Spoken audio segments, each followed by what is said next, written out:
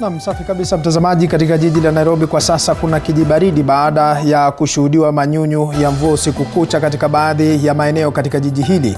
Tunapeperusha matangazo haya kwa sasa moja kwa moja kutoka hapa katika jiji la Nairobi, na bila shaka tutakuwa tunaangazia taarifa kemkem ikiwemo Rais Uhuru Kenyatta ambapo atakuwa anahudhuria kongamano la marais wa Jumuiya ya Madola nchini Rwanda. Rais Uhuru Kenyatta atakuwa anahudhuria kongamano la marais wa Jumuiya ya Madola nchini Rwanda. Baada ya hapo atakuwa na mkutano mwingine. Tukiachana na hayo, naibu rais William Ruto pia vilevile atakuwa anapiga kampeni zake katika ukanda wa Pwani, huku akitafuta uungwaji mkono chini ya siku 45 ambazo zimebaki kabla ya taifa kuelekea katika uchaguzi mkuu wa mwezi Agosti. Mbali na hayo pia vilevile Rais Kenyatta atakuwa anaongoza mkutano wa Azimio One Kenya katika jumba la mikutano la KICC hapa jijini Nairobi, na ambapo baadhi ya viongozi ndani ya muungano huo tayari wamefika katika jumba la KICC. Mbali na hayo mtazamaji, kongamano kuhusu utoaji wa damu utakuwa unafanyika katika hospitali ya KNH katika hospitali ya Kenyatta. Kongamano kuhusu utoaji wa damu utakuwa unafanyika katika hospitali ya KNH. Hizi ni baadhi tu ya taarifa ambazo tutakuwa tunafuatilia katika chumba chetu cha habari, lakini kwa sasa mtazamaji, tutang'oa nanga moja kwa moja na ambapo waziri wa uchukuzi wa miundo msingi James Macharia anaendelea na ukaguzi wa miradi ya serikali katika kaunti ya Mombasa, ikiwemo barabara ya Changamwe, Dongo Kundu na daraja ya Makupa. Serikali pia vilevile itakuwa inaimarisha usalama. Hebu tuvuke moja tutazame shughuli ambayo inaendelea kwa sasa. All the way to Mteza, and a total of about 9 kilometers. That is a major link which will help not just the people of that area, but in terms of bringing development. Many Kenyans, you recall that a few years ago the president did mention that we are going to do a special economic zone at Dongo Kundu, where we shall employ 200,000 youth. Now, without this road from Mwache to Mteza, that special economic zone will not be possible. And so we are very keen to make sure that project is completed as quickly as possible. We've done the inspection. It is now 56% complete. One of the key bridges, the Mwache Bridge, is now 90% complete. And so people across the bridge, they used to take 5 hours to walk to Miritini. Now with the bridge getting finished, they can just cross 5 minutes and then go to Miritini. So it will make their life a lot easier, a lot better. And then the economic development of that area will be uplifted.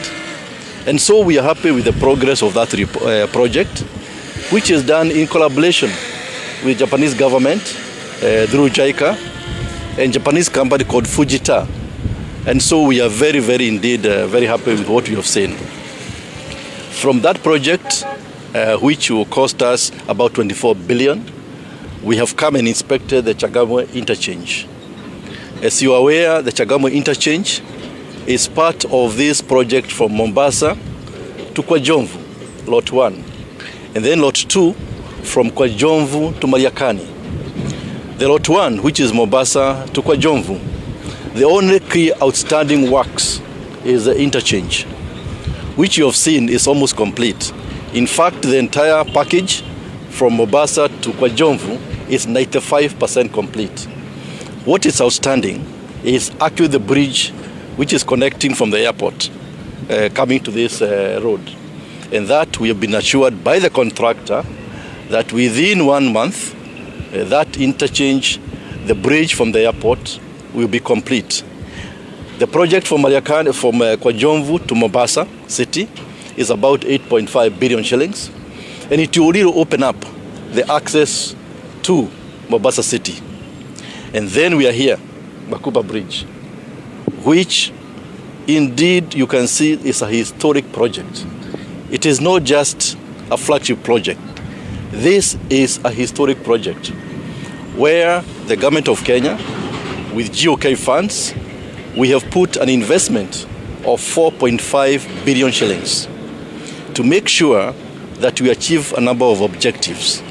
Number one, people used to get stuck here, going to the airport, crossing the causeway, going towards Nairobi. They used to get stuck here for about an hour or more just to cross the causeway. We have seen that we have opened only one side of the bridge and there's no jam. The jam has disappeared. So people's lives, business, fortunes, will be enhanced as a result of the opening of this bridge. This bridge is currently now 85% complete. 85% complete. And we are here to make sure that the remaining 15% is completed within the next one month. We are coming here ahead of the commissioning by His Excellency the President, who plans to commission it before end of July.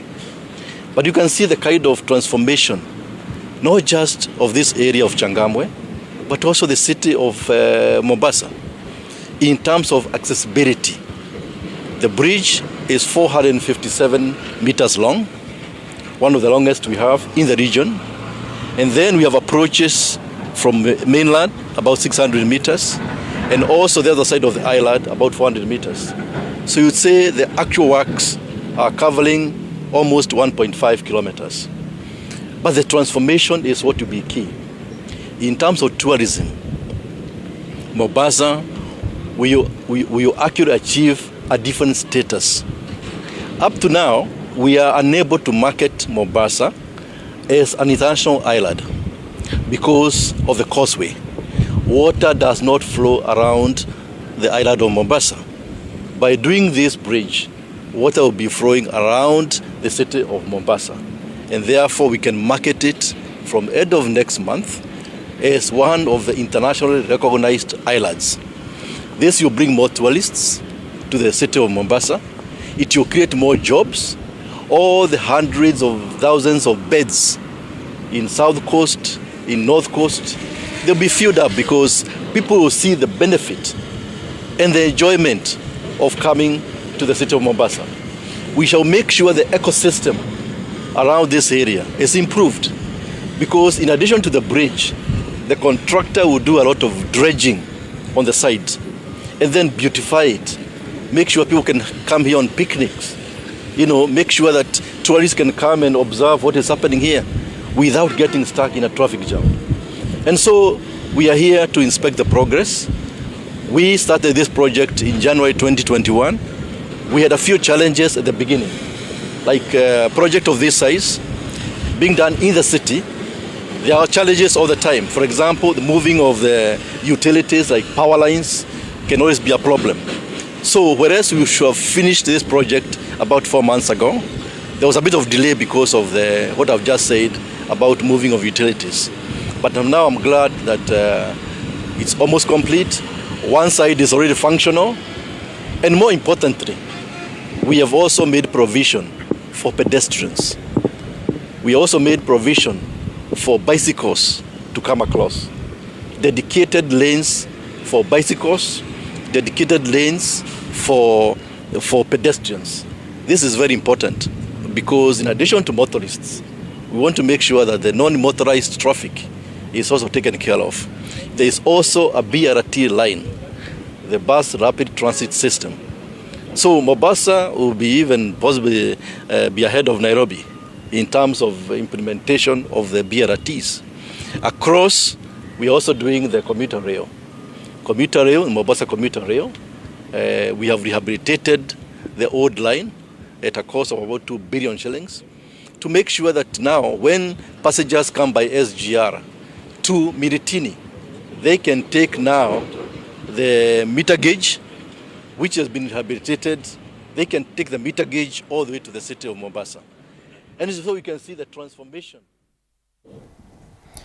Na bila shaka mtazamaji, huyo ni waziri wa uchukuzi James Macharia akiwa katika kaunti ya Mombasa. Ni picha za moja kwa moja kutoka kaunti hiyo ambapo anazidi kukagua miradi ya serikali. Tukiachana na hayo, kwingineko ni kwamba Rais Uhuru Kenyatta, kama nilivyokuwa nimekuarifu hapo awali, ameitisha kikao cha viongozi wa Baraza Kuu la Azimio akiwa mwenyekiti wa baraza hilo. Kenyatta ambaye yuko ziarani nchini Rwanda kwa mkutano wa marais wa Jumuiya ya Madola anatarajiwa kuongoza kikao hicho baadaye leo. Kwa sasa mtazamaji, tutaungana naye mwanahabari wetu Apollo Kamau ambaye yuko kwenye jumba la mikutano la KICC ambako kikao hicho kinaandaliwa. Apollo Kamau, labda kama unanipata vizuri kutoka jumba la KICC, hebu tuarifu ni viongozi wapi na wapi ambao wamefika katika mkutano huo na ni kipi ambacho kitakuwa kinatarajiwa mida za baadaye ambapo Rais Uhuru Kenyatta atakuwa anawasili.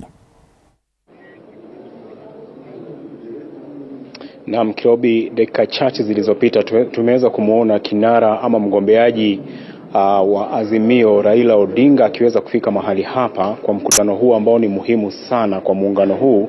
Manake ni mkutano ama kikao ambacho kimeitishwa na Rais Uhuru Kenyatta ambaye tunaarifiwa huenda asifike hapa manake ako nchini Rwanda. Kwa hivyo Odinga, mgombea mwenza Martha Karua na vile vile Kalonzo Musyoka pengine watashikilia usukani hapa katika mazungumzo, na mazungumzo ni kuhusu baadhi ya wawaniaji kuachia wengine katika maeneo ambao muungano huu ni maarufu. Kumbuka ni swala ambalo limeleta kizungumkuti katika muungano huu, manake kuna vile vyama vidogo ambavyo vinasema kwamba hatua hii itawanyanyasa, manake wanasema kwamba Jubilee, ODM na Wiper ni wao watapewa kipaumbele na hao pengine watapotelea. Lakini baadhi ya taarifa ambazo tunapata ni kuwa wale ambao huenda wakashawishika ama ambao watawaondokea wenzao ambao wana nguvu zaidi za kisiasa katika maeneo hayo, huenda basi wakapewa nafasi zingine iwapo muungano huu utaunda serikali. Kwa hivyo hiyo ndio mada kuu hapa katika mkutano huu wa baraza kuu la muungano huu, na tumeweza kuona karibu viongozi wote ambao ni wanachama wameweza kufika hapa kujadili swala hili. Manake ukiangalia muda mahali tuko sasa, tuko na siku chache tu na mwezi mmoja hivi kabla ya uchaguzi. Tunaingia kwa ile kwa kimombo wanasemanga ni home stretch. Kwa hivyo sasa mikakati ni muhimu, na ni mikakati ambayo inaarifiwa na zile takwimu ambazo zimetoka kwa tume ya uchaguzi zikionyesha sehemu mbalimbali nchini idadi ya wapiga kura ama taswira kamili inakaa vipi. Manake tumeweza kuona kama Nairobi, kaunti ya Nairobi iko na wapiga kura milioni 2.4. Ukienda pale sehemu za Nyanza utapata kuna milioni 3.1. Ukienda pale Mlimani ambako Odinga na mgombea urais wa Kenya Kwanza naibu rais William Ruto wanang'ang'ania, utaona pale idadi iko juu, ni wapiga kura milioni 5.7. Kwa hivyo wakati huu ni muhimu sana, na huu ni mkutano wa pili.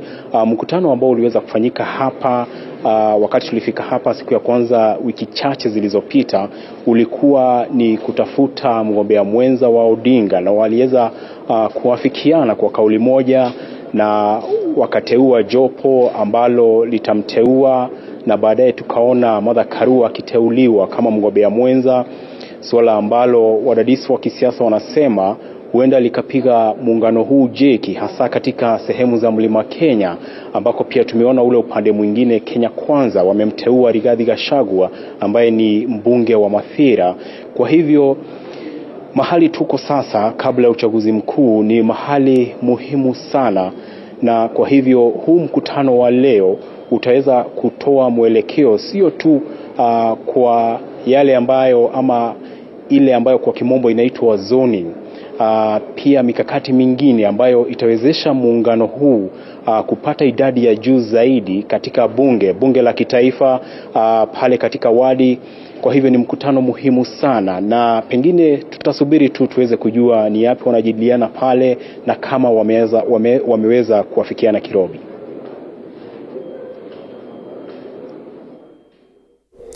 Na bila shaka mtazamaji, ni mkutano ambao utakuwa unang'oa nanga muda wote kuanzia sasa. Huyo ni mwanahabari wetu Apollo Kamau, ambapo ametufahamisha kwa kina zaidi kuhusiana na mkutano huo, na ambapo taungana naye mida za baadaye. Lakini kwa sasa wacha nimwachilie aweze kukusanya zile taarifa, lakini tunaangazia taarifa nyingine hapa katika chumba chetu cha matangazo, ambapo msemaji wa ikulu ya rais Saida Suguna amewataka vijana kuimarisha amani uchaguzi mkuu wa tarehe 9 Agosti unapokaribia. Akizungumza baada ya hamasisho kwa vijana katika kaunti ya Bungoma, ametaja kuwa serikali imebuni mbinu tofauti za kuwadhibiti vijana wakati wa kura, huku akiwataka kujihusisha na miradi ya serikali kukuza uchumi wao. Aidha, Suguna ameongezea kuwa hatua hiyo itachangia pakubwa kuimarisha maendeleo nchini.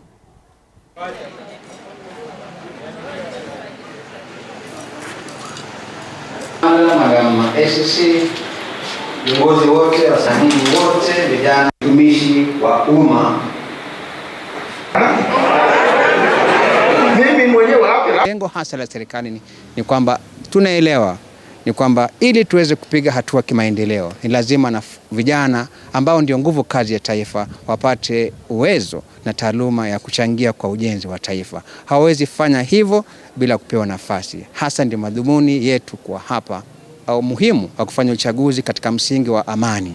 Nafikiri bwana commissioner pia amegusia hiyo. Tumeona safari nyingi tumekuwa na uchaguzi, na kila mara tunapokuwa na uhasama wakati wa uchaguzi, vijana ndio wenye kuhusika. Kwa hivyo tumewapatia mafunzo na kwa rai pia kwamba nyakati za uchaguzi tuna uchaguzi bila noma, uchaguzi wenye amani kabla ya uchaguzi wenyewe, na kisha baada wakati uchaguzi, na kisha baada uchaguzi. Na kwa sababu tumepiga hatua kimaendeleo, na maendeleo hiyo lazima tuweze kama jamii, kama nchi na kama vijana kuyalinda ili tujenge mazingira ya pia kupata maendeleo mengine zaidi. Ile nafasi ama opportunities ambazo serikali imeweka kwa vijana, na pia kuwaongelesha, kwa sababu hii ni wakati wa siasa, kuwaongelesha na kuwatahadharisha ili vijana wasitumike vibaya wakati huu wa siasa na kuendelea mbele.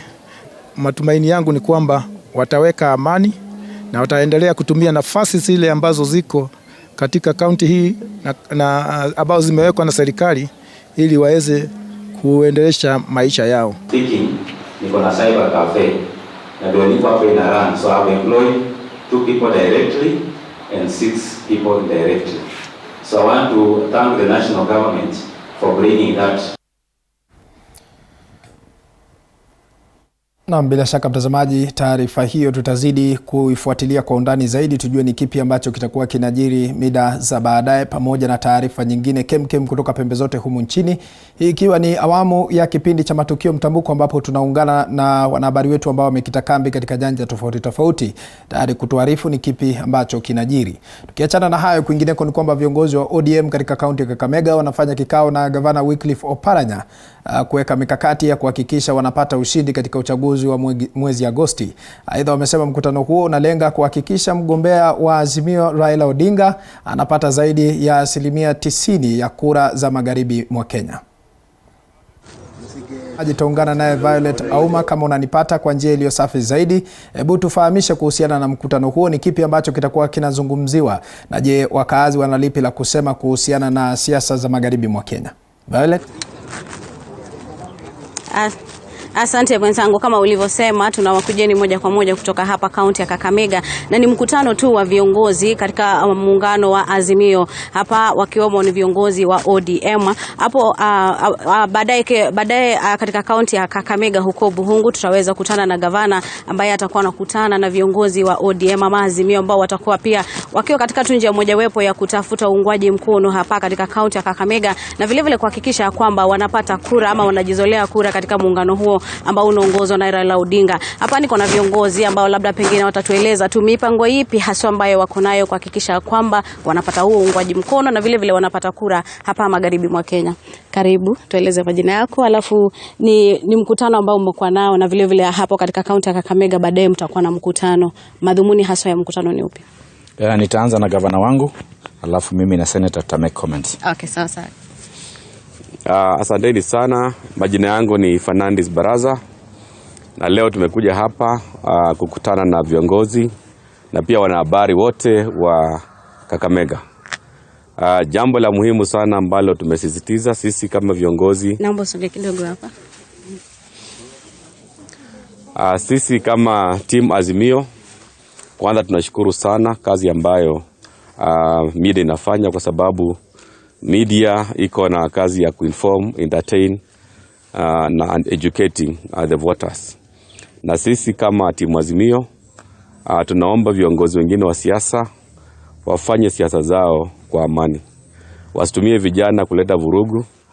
Wakifanya mkutano kama kiongozi bila vurugu, hiyo ndio kitu ambayo sisi kama team Azimio tunawasihi viongozi wengine ambao wanapiga siasa kule nje. Na labda tu mikakati ambayo mmeweza kuweka kuhakikisha kwamba labda mnaweza kupata hizo kura na pia kupata uungwaji mkono eneo hili la magharibi ama kaunti ya Kakamega. Sisi ukiangalia kampeni zetu kama team Azimio, sisi tunauza sera.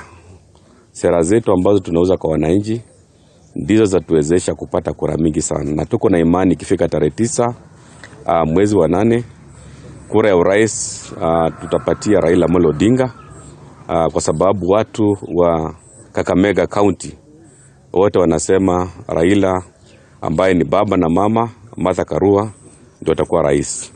Na kura ya ugavana watu wa Kakamega wamesema watapatia Fernandes Baraza kama gavana wao, nikiwa na naibu wangu ambaye ni Ayub Savula. Na kwa upande wa Senate, timu Azimio imesema senator wetu mtakiwa atakuwa Brian Lishenga, na women rep wetu ni Mama Elsie. Labda pengine upande tu wako seneta, mgombea wa seneta, umesema kwamba wewe ni kijana mkakamavu, mara yako ya kwanza kabisa kuweza kuingia katika ulingo wa siasa. Ni mengi yapi ambayo umeweza kupangia wakazi wa Kakamega? Asante sana wanahabari na waandishi. Manifesto yangu nimeiongelea kwa muda sasa. Ninazingatia sana mambo ya afya, healthcare, mambo ya oversight, mambo ya viwanda vyetu, prosperity, na mambo ya elimu, education. Manifesto yangu acronym yake kwa Kiingereza ni HOPE. Healthcare, oversight, prosperity and education. Na natumai wakati nitakuwa senator wa Kakamega nitashirikiana na gavana mtarajiwa na naibu wa gavana na kuhakikisha kwamba mambo ya afya, mambo ya oversight, mambo ya viwanda na mambo ya elimu tunayapa kipaumbele sana. Kwa hivyo hiyo ndio manifesto yangu. Leo pia ningependa kuongea juu ya, kwa sababu tumekuwa na mkutano na waandishi wa habari, ningependa kuongea juu ya hili jambo la tunaita fake news. Nimekuwa nikiongea kwa mitandao yangu. Kwa mfano, kuna wale pollsters wanaitwa Mizani. Mimi nimeshaandika kwa ofisi ya Mizani, nikawaambia kwa muda wa miezi 6 sasa, ile picha ambayo wamekuwa wakichapisha wakati wanafanya senatorial opinion polls sio picha yangu, na inaonekana ya kwamba they are deliberately Mizani polls trying to influence senatorial elections za Kakamega County. Huwezi chukua picha ya mtu fulani alafu unaweka hapo jina Brian Lishenga na una circulate in the whole Republic of Kenya. It is intended to mislead the public, na nimeandikia Mizani nikawapatia onyo, na pia nimeshaandikia wakili wangu na kumwambia Mizani polls are intending to mislead Kakamega citizens, county citizens on the senatorial poll. Kwa mfano, jana wametoa poll ambayo wanasema kuna mgombeaji anaitwa Douglas Shamala. Douglas Shamala is who? Nobody knows Douglas Shamala in Kenya. How can you say he's polling in strongly at number 3 in Kakamega? Kwa hivyo hiyo mambo ya fake news na fake pollsters, tumeongea kuhusu hao mambo leo. Tungependa wakuwe na integrity katika kazi yao. Other than that, we are very confident kama team Azimio, vile governor amesema ya kwamba ushindi ni wetu. Huu mwaka wa 2022 governor atakuwa Fernandes Baraza, naibu wake Ayub Savula, Brian Lishenga atakuwa senator, Elsie Muhanda atakuwa women rep wa Kakamega County, liwe liwalo. Labda kwa ufupi kama unaweza tueleza kati ya misururu ya mikutano ambayo umekuwa nayo, umekuwa na mkutano jana Buhungu. Mkutano wenyewe ulikuwa na madhumuni gani hasa? Jana tulikuwa na mkutano pamoja na gavana na women rep Elsie Muhanda, kukutana na wanabodaboda wote wa hapo Kakamega County. Tulikuwa na zaidi ya wanabodaboda 1400, karibu 1400 walikuja pale. Gavana mtarajiwa Fernandes Baraza aliongea kuhusu mipango yake kwa wanabodaboda. Kwa mfano, tunapanga kufungua kiwanda Hiyo ndio mipango ya gavana, kufungua kiwanda cha spare parts za motorcycle wakati ataingia katika serikali. Mimi niliongea kuhusu mambo ya healthcare, matibabu, nikasema nikiwa senator nitakuwa nasukuma sana haya mambo ya baba care, kuhakikisha ya kwamba pesa zinakuja kaunti ya Kakamega kuwalipia wanabodaboda. Na bila shaka mtazamaji, ni picha za moja kwa moja kutoka katika kaunti ya Kakamega ambapo viongozi ndani ya muungano huo wa Azimio wanazungumza na waandishi wa habari. Tutaungana naye mida za baadaye mwanahabari wetu Violet Ouma tafahamishe mengi zaidi, lakini kwa sasa tunatua katika maeneo mengine ambapo seneta wa Siaya James Orengo ambaye anawania kiti cha ugavana wa Siaya amewashutumu wanachama wa muungano wa Kenya Kwanza kwa kutofanya lolote kuwawezesha wanawake katika harakati zao za kuwania viti vya uongozi.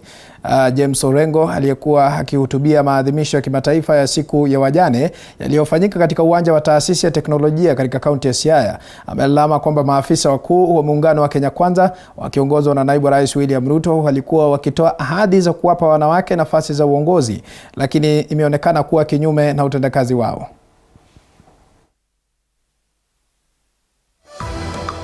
They are our competitors who are talking about bottoms up. The only person who that catchword refers to is the deputy president. He is the one that slogan refers to. And he knows from bottom to up how he has achieved it.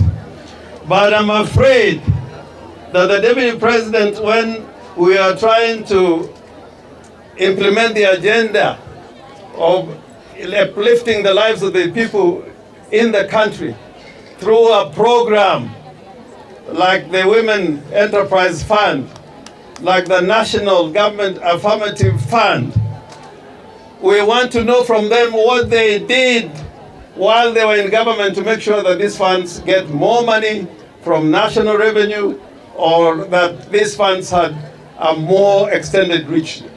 I want to agree that women's rights are human rights. And women's rights require that we treat women with dignity. And the people who need dignity more than anybody else, because many times their rights are being violated, are the widows in their homes, in their communities. We must make sure that a widow is in the same place with the husband. And when the husband dies, the widow should be fully in charge of that family and all the property and the land. I think we can make the law better. Tukitoka huko mtazamaji, kwa sasa tutavuka hadi katika maeneo ya Trans Nzoia ambapo uchaguzi mkuu wa Agosti 9 unapokaribia.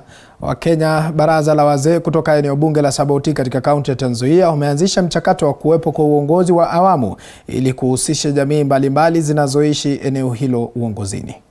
Wakiwa hutubia waandishi wa habari baada ya kushiriki mkao wa faragani katika soko la Gitwamba, wazee hao kutoka jamii mbalimbali zinazoishi katika eneo bunge la Saboti kaunti ya Trans Nzoia wamesema hatua ya kushirikisha jamii hizo katika uongozi wa awamu utasaidia katika kufanikisha utangamano. Tunaenda kugawa hii kiti in the other years coming. Tunaenda kugawa hii kiti kuje kama imekuja juu huku iende chini. Na tutakawa hata mpaka the other years tukawa hata kabila zingine zenye ziko hapa, kwa maana is a cosmopolitan place. Tutagawa hata the other tribes zenye ziko hapa. Tukienda tukipeana hii kiti, tukipeana years by years to make sure kwamba all the tribes have enjoyed this leadership of MCA. Hapa Saboti vile tumeanza saa hii, uongozi ulikuwa upande wa mlima. Sasa saa hii uongozi tunataka ije upande wa chini, ili kiongozi wa chini naye au akipanda juu huku mlimani na kuhudumia watu wa huko. Aidha, wazee hao wamesema kando na kulenga kuafikia utangamano, hatua hiyo itawezesha uwajibikaji wa viongozi, kwani wataweza kufuatilia utendakazi wa viongozi. Wale viongozi ambao tuliwachakua hapa awali, tuliwachakua na tukawawacha wakaenda kujitawala. Lakini kwa wakati huu tunataka hawa wachakuliwe, na sisi wazee tutawaita kuketisha chini wafanye mipango na kutimiza ahadi zile ambazo wameahidia wapiga kura. Kadhalika, wazee hao wamesema kama njia mojawapo ya kutekeleza mwongozo huo mpya, wanafanikisha utafiti wa viongozi hitajika na kuhusika katika mchakato wa kuwapigia debe ili kuwafikia mageuzi katika jamii. Mnaona saa hizi mkiona Mheshimiwa Ruto anaenda huko anaunganisha wengine anawaachia mmoja. Unaona Raila pia anajaribu kuongelesha watu waachie mmoja. Hata hapa Saboti tumekubaliana tutaungana pamoja kwa kauli moja ya wasee, kwa sababu mahali wasee iko amani inapatikana. Na tunaambia ward hii yote vijana kwa wamama wa support uamuzi ya wasee ambaye tumeamua leo kwa kauli moja kwa Bwana Leonard Moss tutampatia kiti, tutampatia kura zetu sote sisi katika ward hii. Haya yanajiri huku wa Kenya wakisalia na siku 46 kabla ya kufanya maamuzi debeni. Boniface Barasa, TV47, Gituamba, eneo bunge la Saboti, kaunti ya Trans Nzoia. Tukiachana na hayo mtazamaji, kwingineko ni kwamba baadhi ya wagombea huru kutoka mkoa wa Nyanza sasa wanataka kuungana na muungano wa Azimio One Kenya ili kuboresha uungwaji mkono kwa kinara wa muungano huo Raila Odinga. Akizungumza na wanahabari katika mji wa Rongo, mgombeaji huru Zilfa Ochudo alisema kuwa wagombea huru kutoka Nyanza watasaidia pakubwa katika kampeni za muungano huo, huku akiwarai wanasiasa hao kujitokeza na kumpigia debe Raila Odinga ili ashinde uchaguzi mkuu wa Agosti 9.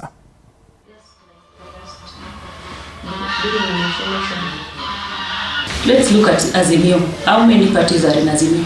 There are so many. Why don't you bring independent candidates as one of them?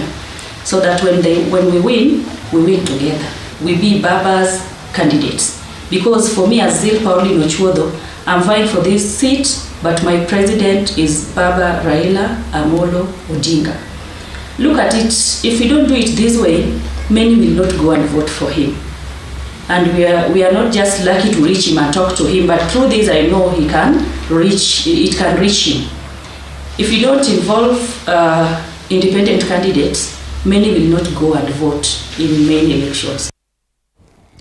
Tukitoka huko mtazamaji, kwa sasa tunafululiza hadi katika maeneo ya Makueni ambapo wagombea viti tofauti katika chama cha Wiper katika kaunti ya Makueni wakiongozwa na Seneta Mutula Kilonzo Junior ambaye ni mgombea wa ugavana katika kaunti hiyo wameendelea kujipigia debe katika kampeni zao. Kilonzo Junior akiandamana na mbunge Dan Manzo ambaye anagombea kiti cha useneta Makueni. Aidha ameendelea kunadi sera zake huku akimpigia debe kinara wa muungano wa Azimio Raila Odinga kuchaguliwa Agosti 9. Kwa upande mwingine, Manzo amemsuta mpinzani wake Gavana Kivutha Kibwana kwa madai kuwa Kibwana hana msimamo wa kisiasa. Jamii ya Wakamba tumekata kauli kwamba rais wa 5 wa Kenya anaitwa Raila Amolo Odinga. Naibu wake anaitwa Martha Wangare Karua. Naibu wake ama prime minister wake anaitwa Dr. Stephen Kalonzo. Mmoja ni wakili shupavu SC. Yule mwingine ni shupavu SC. Siku za wezi zimekwisha.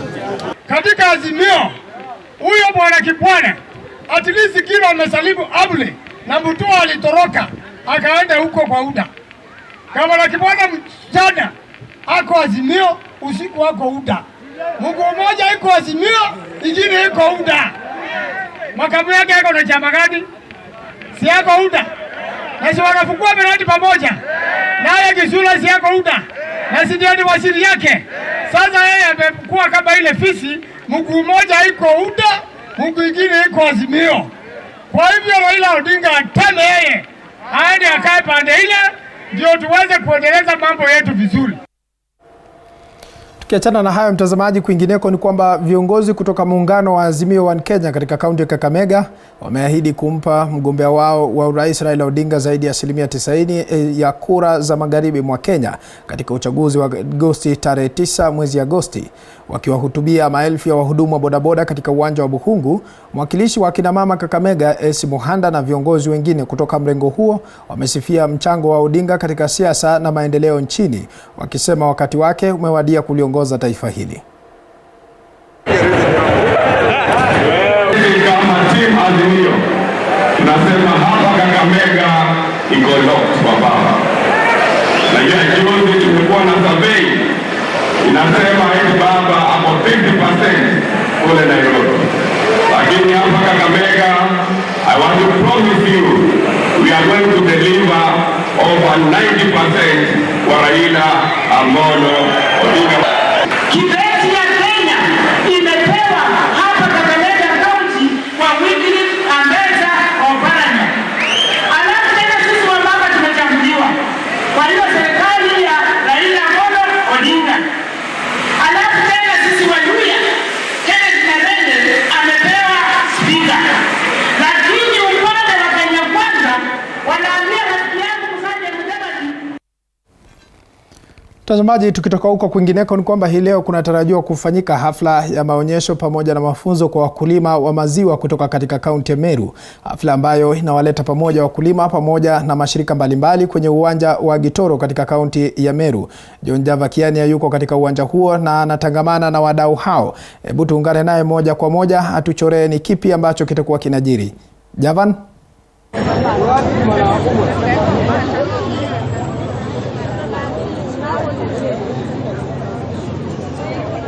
Yes. Pia ambacho kitakuwa kinajiri katika kaunti ya Meru siku ya leo.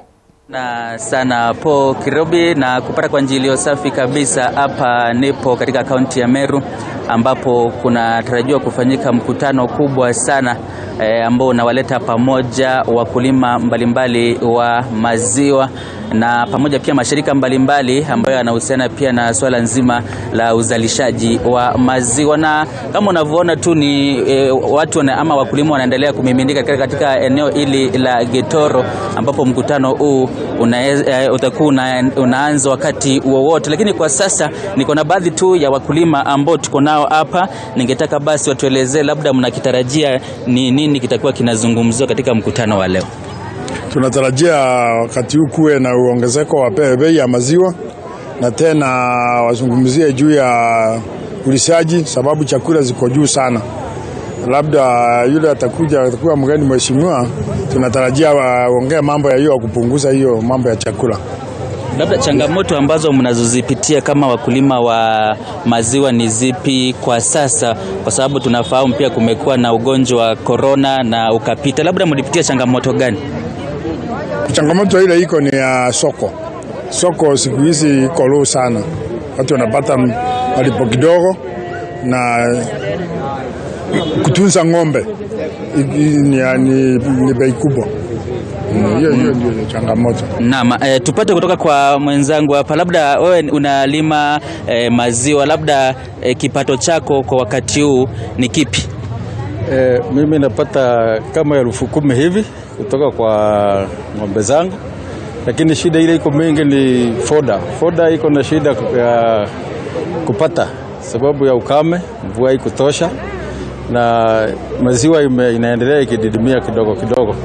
Kwa hivyo hatupati pesa ya kutosha ya kutunza ng'ombe zetu, na tukiletewa ile ya kutoka kwa wauzi kama inakuja na bei ya juu sana mpaka tunashindwa kununua. Kwa hivyo ng'ombe zetu hazitupai faida ya kutosha. Labda kuna swala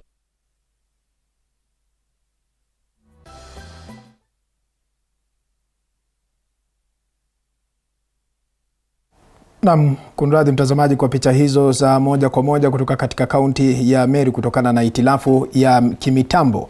Tutaungana naye mwanahabari wetu John Java Kiania mida za baadaye. Lakini kuingineko mtazamaji ni kwamba viongozi wa chama cha ODM kwenye kaunti ya Turkana wakiongozwa na mbunge wa Loima Jeremiah Lomurkai wamemkashifu vikali kamishna wa Turkana Muthama Wambua kwa kujihusisha na siasa za Turkana na kumtaka kukabiliana na hali ya usalama mpakani mwa kaunti hiyo.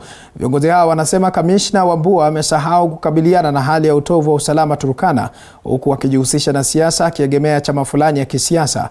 Awali kamishna Muthama Wambua alikuwa ametoa onyo kali dhidi ya wanasiasa wanaonunua silaha haramu na kuwakabidhi wananchi wakati huu wa kampeni kuwa watashikwa na kufunguliwa mashtaka.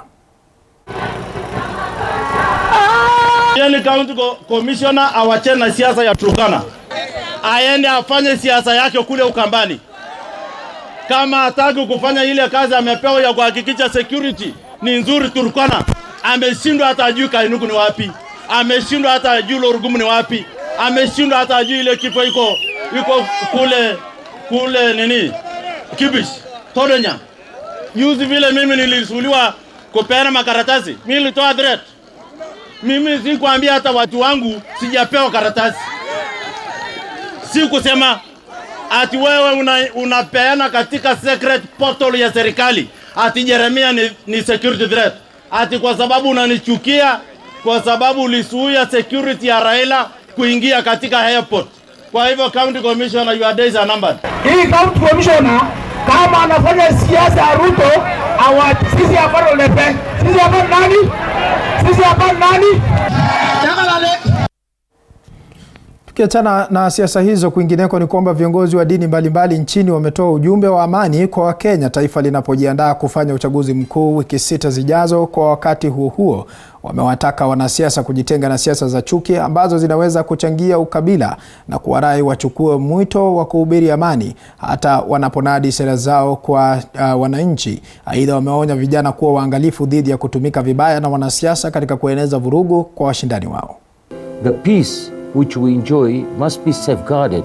Let us reject partisan and divisive politics.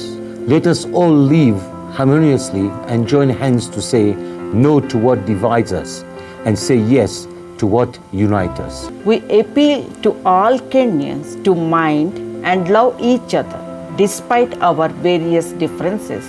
We appeal to all our congregants, devotees, keenly scrutinize aspirants to determine who will best serve the people of Kenya. Na wasihi wanasiasa wawe waangalifu sana wanapoelekeza watu wasisukume wa Kenya katika hisia za kikabila. Na pia ni wasihi wa Kenya kwamba tuweze kuishi kwa umoja na tuzidi kupendana hata wakati huu wa siasa na baada ya kupiga kura. As religious leaders, we should preach messages of peace, cohesion, humanity and brotherhood as we play a key role in uniting all Kenyans. As youth, we should not allow ourselves to be misused in the forthcoming general election. We must safeguard ourselves from hate speech and negative propaganda in various social media platforms. As young people of this nation, it is our role and duty in promoting peace and an inclusive society. Tuweke madhumuni maalum ya kusali na kuombea nchi yetu, uchaguzi wa amani, wa uhuru na wa haki. Asante, iweni na amani na wenzenu. Kwingineko mtazamaji, kwenye taarifa ya kusikitisha ni kwamba wingu la simanzi limetanda katika eneo la Pangani katika kaunti ya Lamu baada ya mzee wa umri wa miaka 86 kuuawa kinyama kwa kukatwa shingo na mikono na watu wasiojulikana. Hili likiwa ni tukio la pili baada ya mwingine kuuawa katika maeneo ya Hindi katika kaunti hii wiki 2 zilizopita. Sasa familia na wakazi wa eneo hilo wako na wasiwasi na kuomba serikali kuu na ile ya kaunti kuweza kuwalinda ikiwa ni siku chache kuelekea kwenye uchaguzi wa Agosti tarehe 9.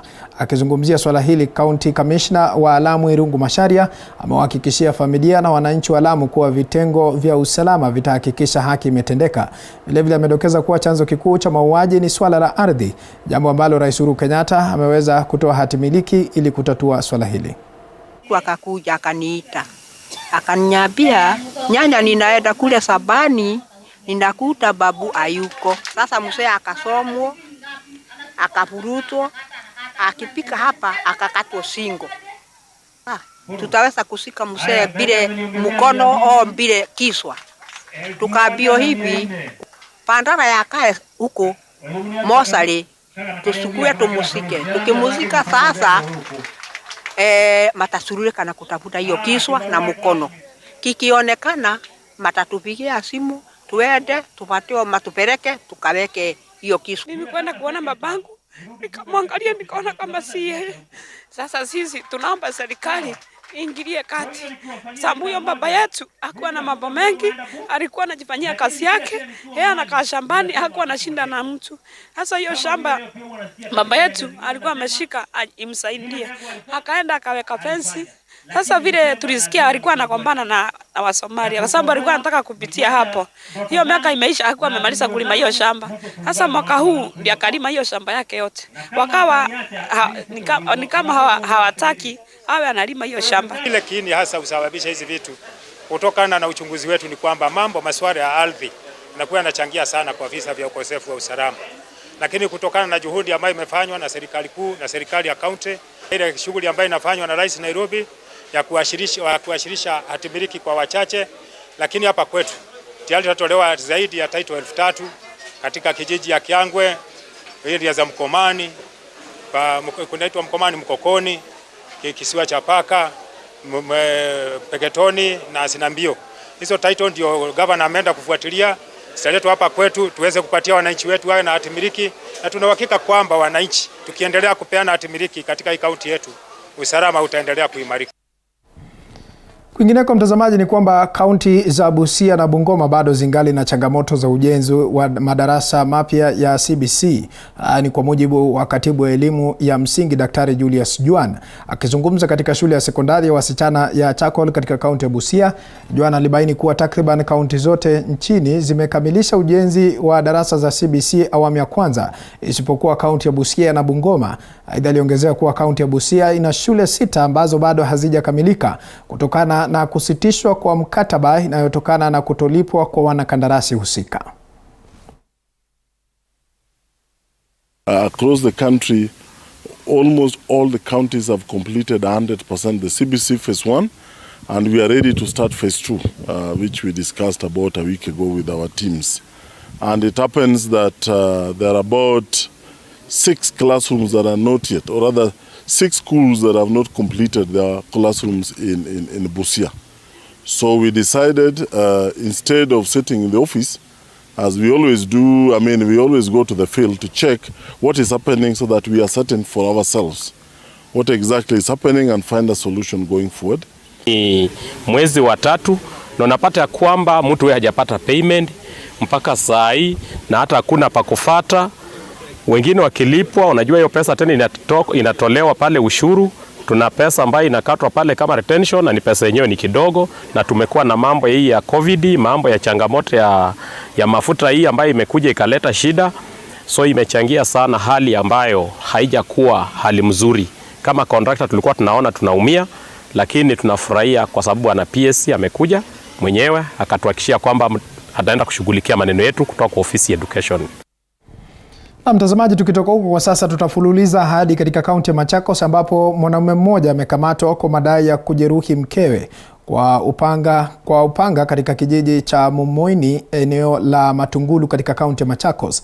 Jackson Musyoka alimjeruhi Florence Mwikali mwenye umri wa miaka 51 siku ya Jumatano kwa kukataa kutia saini cheti cha mauzo ya ardhi. Mwikali yupo katika hali mahututi katika hospitali ya Machakos level 5 baada ya kuhamishwa kutoka hospitali ya Kangundo level 4 siku ya Alhamisi.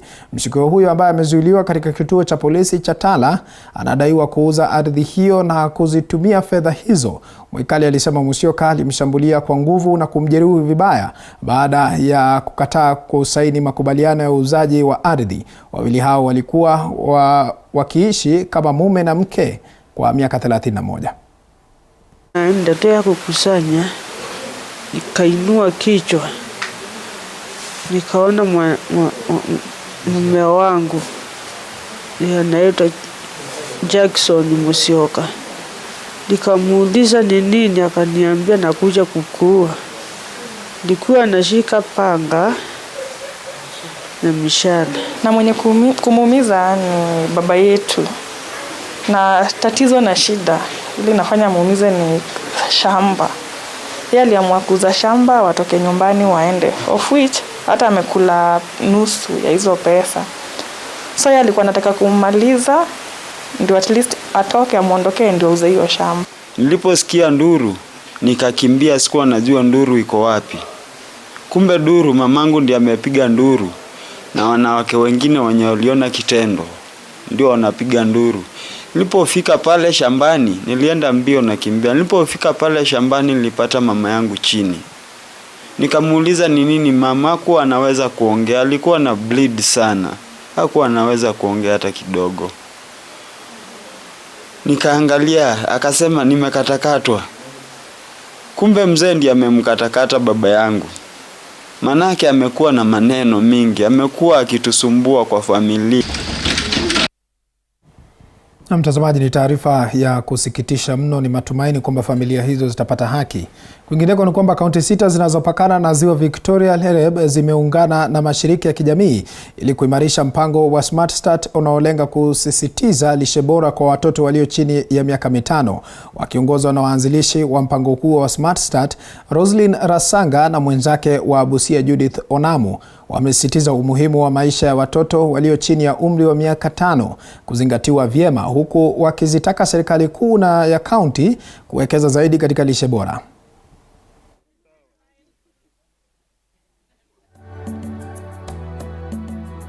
And also because of teenage pregnancy, we see most of those children, sometimes they are neglected, maltreated, abandoned.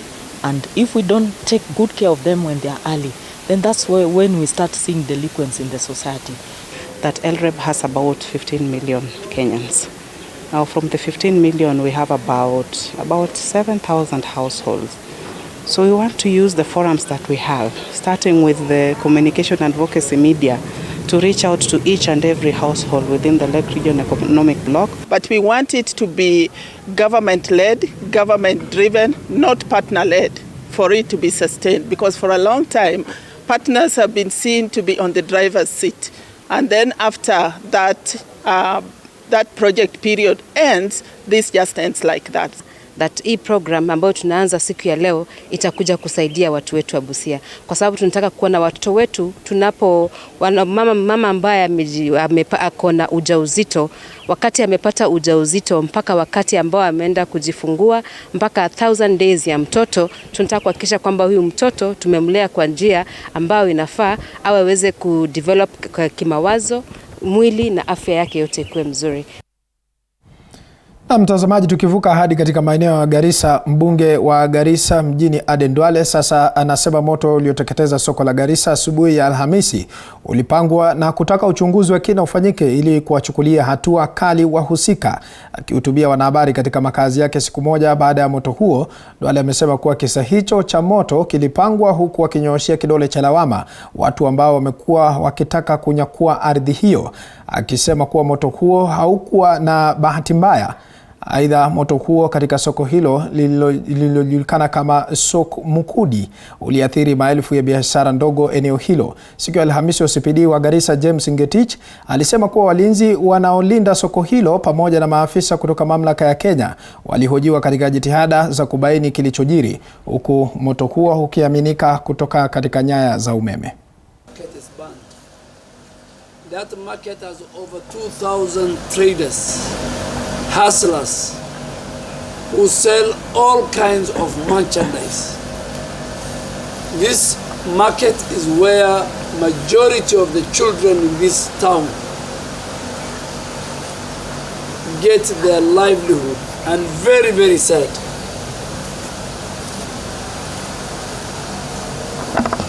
Nobody came to their rescue.